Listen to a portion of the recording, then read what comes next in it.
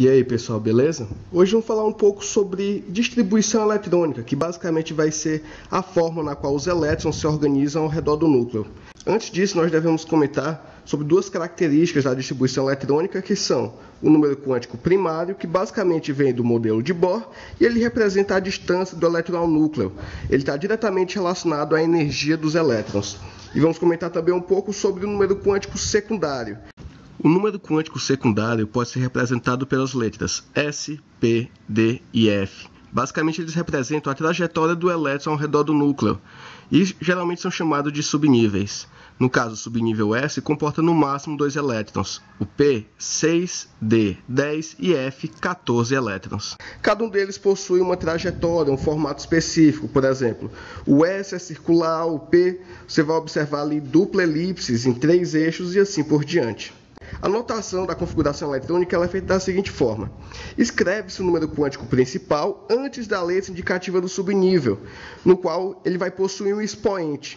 E esse expoente vai indicar o número de elétrons contido no subnível. Por exemplo, se pegarmos a configuração 3p5, isso significa que na camada M, que possui o número quântico principal 3, ou seja, vai ser a terceira camada mais distante do núcleo, existe um subnível P, e esse subnível contém 5 elétrons. Podemos ter também um método gráfico para a distribuição, e para isso nós utilizamos o diagrama de Pauling. Dentro desse diagrama, podemos fazer 2 tipos de leitura diferentes. No caso, a distribuição geométrica, onde faz-se a leitura normal do diagrama, ou seja, de cima para baixo, da esquerda para a direita normalmente. Essa distribuição é importante para poder melhorar a visualização da camada de valência, que vai ser justamente aquela camada que possui o maior número quântico principal. E temos também a distribuição energética, e nessa leitura você vai fazer da direita para a esquerda e de cima para baixo, sempre nessa diagonal.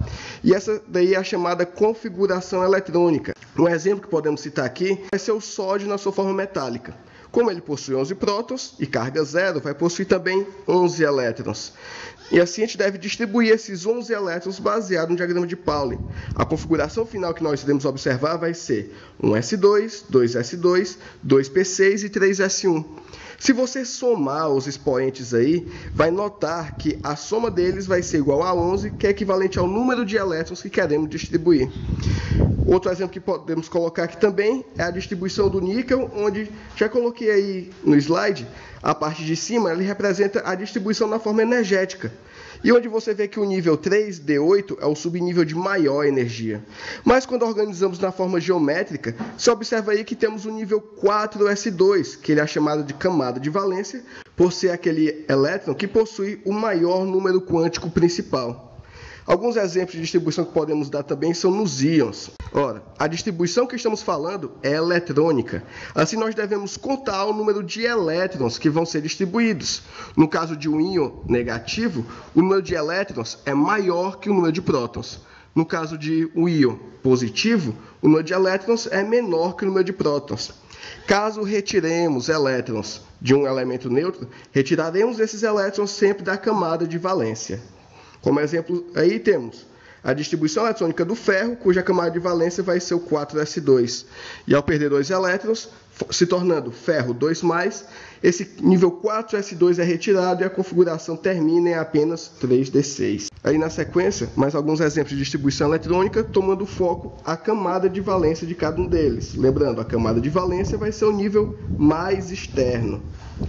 Então, pessoal, é isso. Valeu, falou e até o próximo vídeo.